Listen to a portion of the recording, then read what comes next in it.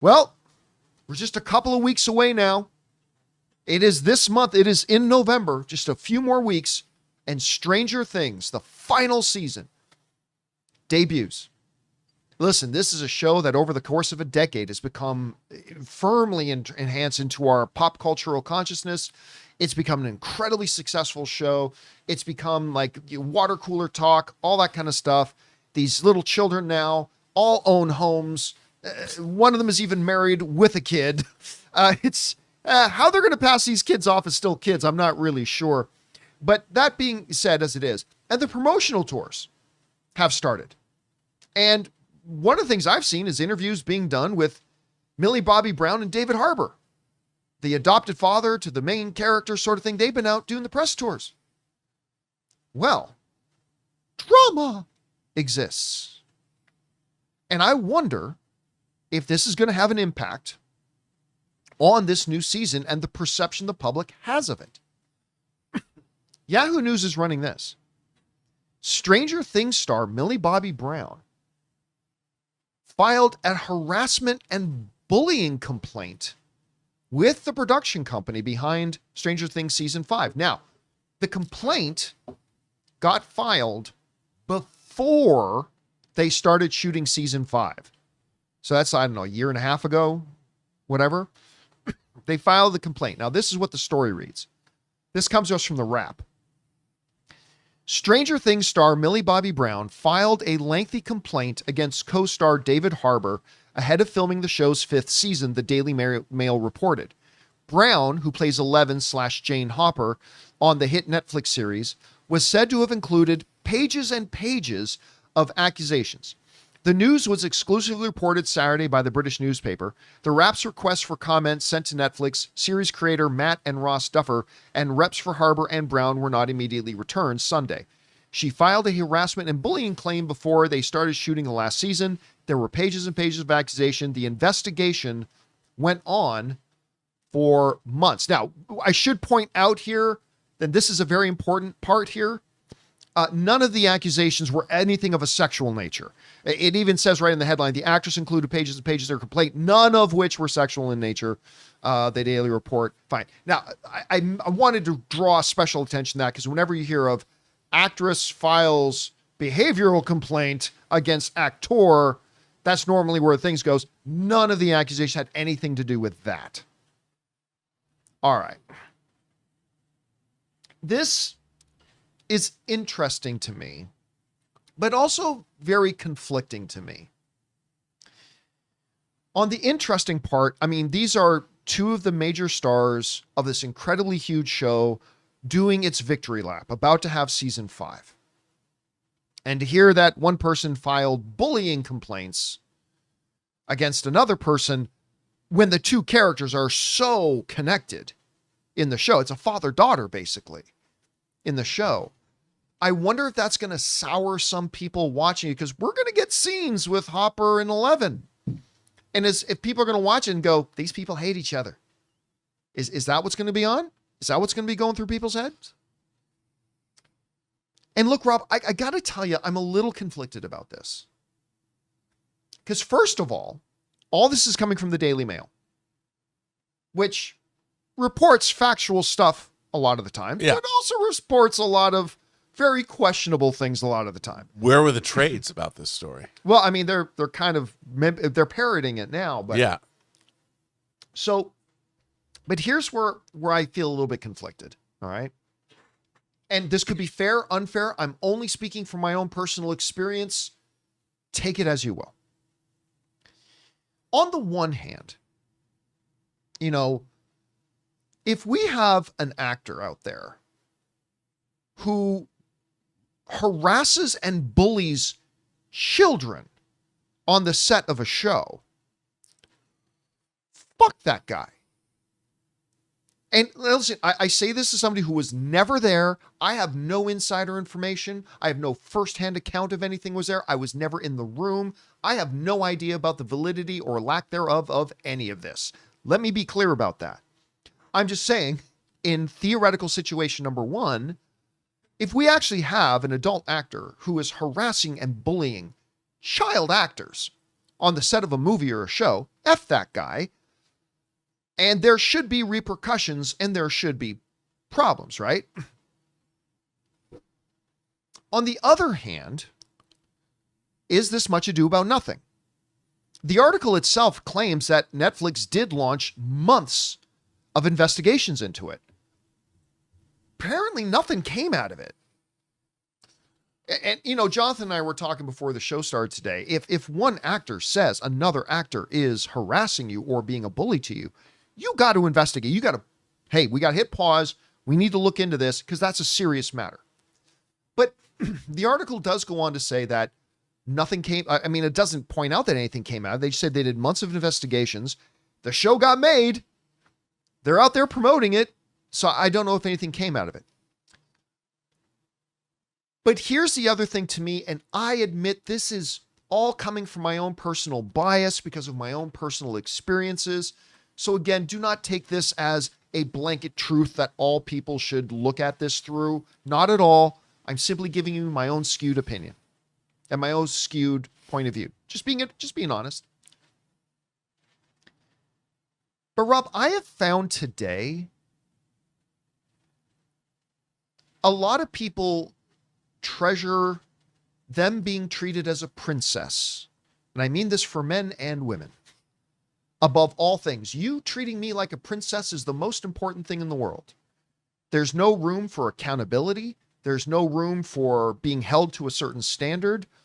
There's no room for being told no. Because if you ever hold me accountable, or if you ever say the standard is higher than what I'm achieving, or if heaven forbid you ever tell me no, you're bullying me. Well, we had that exact conversation in my interview with you, me, and Dennis N. years ago, a decade ago. I told you both. You guys are bullying me. Yep. Had to put Jonathan in his place. But in all seriousness, I remember once, and I hesitate to tell this story because me and the person involved are actually good now. We're good. But I just give you, when I read this story, this is what went through my mind. There was an instance once when I moved from AMC to Collider. I had it put in writing very clearly because there was already a lot of people and a big infrastructure on the Collider website side, right? And a lot of people who were senior over there and all that kind of stuff. And I have a lot of respect for the site. It was one of the best at the time. Still is a great site, all that kind of stuff. But I made it very clear. I said to everybody over at Collider, if I come over here and start up a Collider video side, y'all have no say in anything that goes on over here. We will be this is the terminology I put in writing. We will be two branches of the same tree, but separate branches. There's the website side, there's the video side. We will consult with each other. We will give each other ideas. We'll try to support each other, but when it comes to the operating of things, I've got my side of the yard. The rest of you guys have yours. And that was made clear. One person in Collider leadership, the website side, tried very hard to get me to do something on the video side. And I heard them out. We had discussions. At the end of the day, and I'll tell you how this all ties into the whole David Harbour situation here. And I decided no. I said no. They came back to me, pressured a little bit harder. And I said, it's an interesting idea, but I don't think that's right for what we're trying to do over here. No. Fine. That's the end of it, right? Not so fast.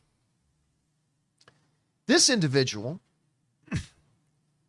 then contacted my key two people over on the video side. And they tried to get these two people to implement the idea that I had already said no to, without ever mentioning to them that they had already talked to me and I had already said no. Oh, you motherfucker. They casually went to two of my lieutenants and tried to get this thing implemented maybe not realizing that we had daily staff meetings where me and my people had a lot of communication. Sometimes tense, sometimes whatever, but we had communication. And it got brought to my attention that this person was sneaking behind my back to try to get something done that I had said no to, which was a clear violation of our agreement, a clear violation of the rules. It was doctrine that you do not interfere with what I'm doing. So I got on the phone with this person because I'm a direct communicator. I don't get on social media and complain, this person did this. You've always been that way. You've always been very direct. Yeah, I don't get on social media and bring beef to social media. Losers do that. Insecure, weak people do that. I call this person directly. And I tore a strip off him. I'm like, you son of a bitch. You know that this is how we do things. You went behind my back, and I was pissed.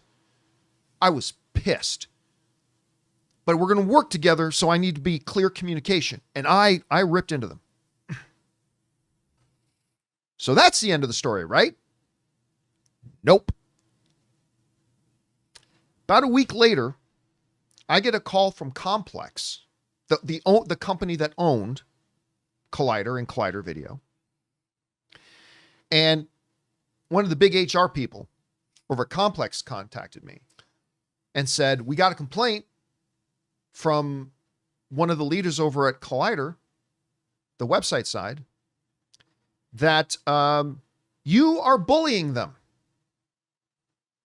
and you are verbally abusing them. And I said, time out. Let me get this straight. The reason you are contacting me is not to say, hey, we found out there was a major violation of the rules, that there was a major inappropriate actions taken, of people trying to go behind your back and undermine what was going on at Collider Video. You're not calling me to talk to me about that. You're calling me to talk to me that I got mad at the person who tried to fuck me over? That's what you're contacting me about? Really? And they said, well, yes. I said, well, fuck you, I'm out. And that was the first time I quit Collider. That's when the senior vice president of Complex got on a plane, flew from New York, tried to hold a session to try to talk me out of leaving. I said, no, I'm gone. And I did. I left. I went and started working with Comic-Con HQ. I stayed connected to Collider in many ways. And, 6 months later, they talked me into coming back. But still, I was pissed. I tell you all that because I can't help, because of my own personal experiences, when I read of a young, suddenly shot to the top of the world star saying somebody was bullying them when you're on a set with a lot of other people. I have to admit my own personal background and biases skews my vision of it a bit. And I can't help but wonder, is this a situation where, hey, maybe we've got an adult star in David Harbour being an asshole to a bunch of kids? Or is this a situation where a young star doesn't like being told no? Or a young star doesn't like being held accountable if they screw up? Or a young star doesn't like that they're not being treated the way they want to be treated? Again, I'm not saying either is true. Let me be clear. I'm just saying I can't help but wonder that a little bit when I read the story. And again, Rob, they investigated it. Show got shot. They're out there promoting it. So, I mean, and by the way, there's still a little bit of a question in the air about whether this report is even real or not, is even valid. But anyway, so there's a lot of stuff floating around about this. Again, it just comes down that this all comes out right before Stranger Things Season 5 is coming. And I can't help but wonder if stuff like that is going to affect viewership of the show or how people view the show. Anyway, Rob, you heard about this. What do you think? Well, I've heard a lot from people, especially recently during the interviews I do, whether it's Designing Hollywood, interviewing people in the industry. And there is a ongoing, I would call it a generational problem between young people that are working on sets and veterans. And there's a lot of people that aren't used to the kind of ribbing and criticism and just what everybody considers, and no one takes it personally. It's just a part of the business. I mean, there's a lot of humor that flows around, and you've got to have a bit of a tough skin. And there's a lot of people that don't. Yeah, And not that we're saying that there aren't lines you shouldn't cross. Oh, no, Of there course not. definitely- Obviously, of course. But this is working on a movie set is a very social, a very open.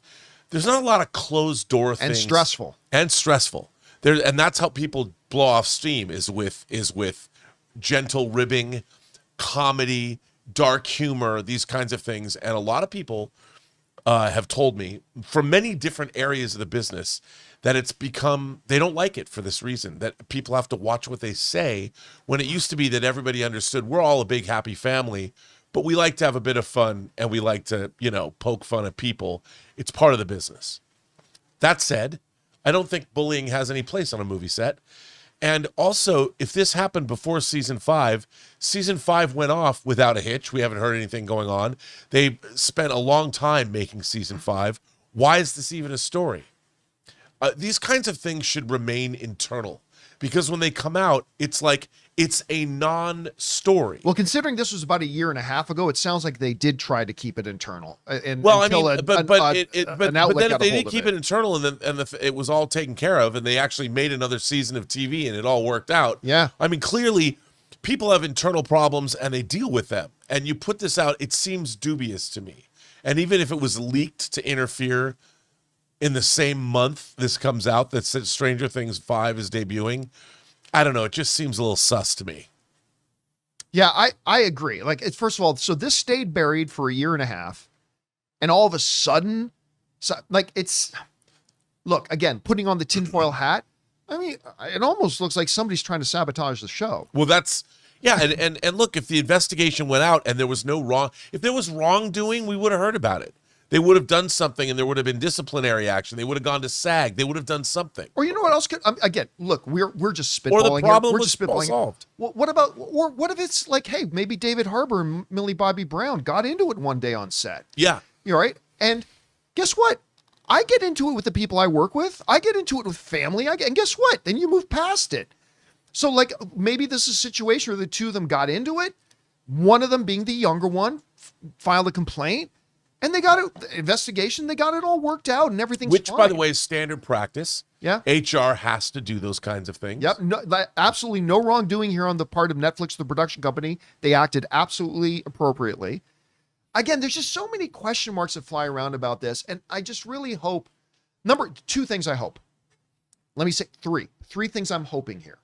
Number one, I hope this isn't a situation of David Harbour, who I really like, is actually an asshole to children on set. I really hope that's not the case. Number two, I really hope it's not the case, because Millie Bobby Brown is a very talented actress who's got a very bright future. Yep. I hope this isn't a situation where she's just being some little diva and whatever. Number three, I really hope this doesn't affect the show. And I really hope it doesn't affect people viewing it, how they're able to view it. Are there going to be people who watch this show and are just, whenever Hopper and Eleven are on screen together, all they really see are two people who actually hate each other, and hopefully that's not the case at all. Anyway, so I don't know. Guys, question is for you. What do you think about this? I mean, I'm really hoping at the end of the day this is much ado about nothing, but maybe it's more than that. Maybe it's not. We certainly don't know, because none of us were there and none of us were in the room, and we need to remember that. But whatever you take away from this, jump down to the comment section below and let us know your thoughts. Hey guys, thanks so much for watching this video. Make sure you like the video, leave a comment, and subscribe to our channel. And don't forget, we have a daily podcast called the John Campea Show podcast, available on Apple Podcasts, Spotify, or your favorite podcasting app of choice. Go and subscribe to it today so it'll be there when you need it.